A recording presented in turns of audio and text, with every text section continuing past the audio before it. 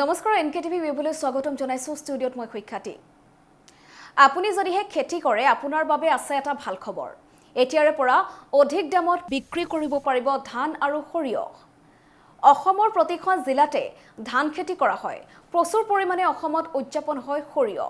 মিঠাতেলৰ ৰন্ধা খাদ্যৰ জুতিৰ কথা আপোনাক নতুনকৈ কোৱাৰ প্ৰয়োজন নাই এতিয়াৰে পৰা চৰকাৰে ন্যূনতম সমৰ্থন মূল্য বৃদ্ধি কৰিব 1 এপ্ৰিলৰ পৰা এমছপিত অতিৰিক্ত ধন প্ৰদান কৰিব কৃষকক সেই অনুসৰি প্ৰতি কুইণ্টল ধানত 250 টকাকৈ অতিৰিক্ত সমৰ্থন মূল্য প্ৰদান কৰিব আনহাতে সৰিয়হত প্ৰতি কুইণ্টলত 500 টকাকৈ অতিৰিক্ত সমৰ্থন মূল্য প্ৰদান কৰিব হেহে এতিয়াৰে পৰা অসমৰ কৃষকসকলে প্ৰতি কুইণ্টল ধান 2550 টকাত বিক্ৰী কৰিব পাৰিব যি দাম পূৰ্বে আছিল 2300 টকা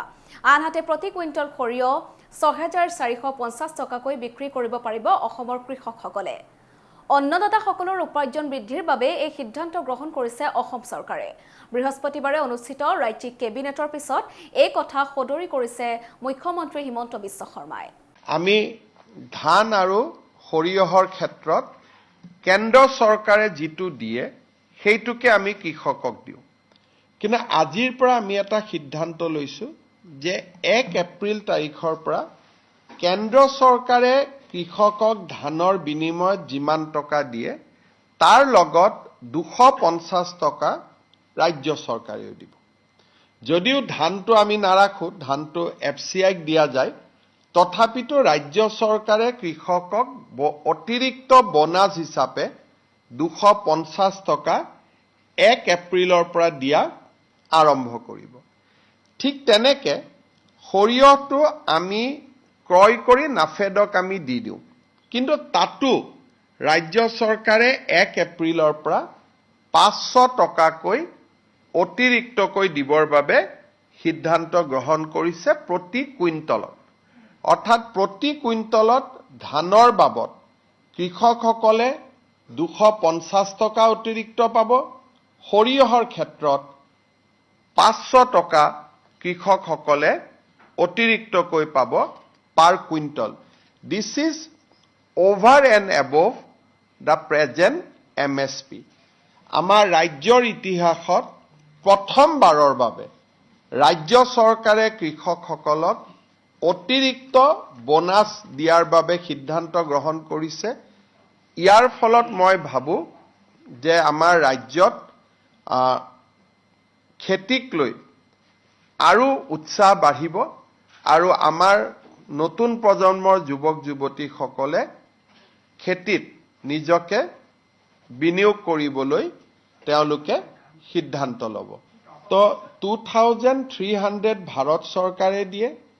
250 টকা আমি দিম অৰ্থাৎ 1 এপ্ৰিলৰ পৰা প্ৰতি কুইণ্টলত কৃষকে 2550 টকা লাভ কৰিব ইট ইজ এ হিউজ জাম আপোনালোকৰ যদি মনত আছে অসমত 600 টকাত প্ৰতি কুইণ্টলত 2021 চনত ধান বিক্ৰী হৈছিল 600 টকাৰ পৰা 4 বছৰৰ ভিতৰত কৃষকে এতিয়া 2550 টকা লাভ কৰিবলৈ সক্ষম হ'ব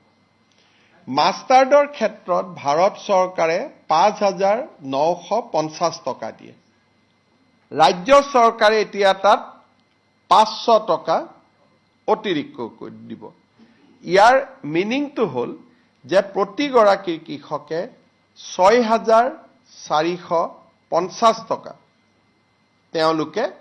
লাভ কৰিব 6450 rupees তাৰমানে আপোনালোকে চিন্তা কৰক যে প্ৰতি কুইণ্টল ধান যি 600 টকা আছিল আজ 1 এপ্ৰিলৰ পৰা 2550 টকা হ'ব 3 বছৰতে ইমান ডাঙৰ এটা পৰিৱৰ্তন হ'ল 4 বছৰত আৰু আমাৰ সৰিয়হৰ ক্ষেত্ৰত আমি 6450 টকা কৃষকক দিম 5950 টকা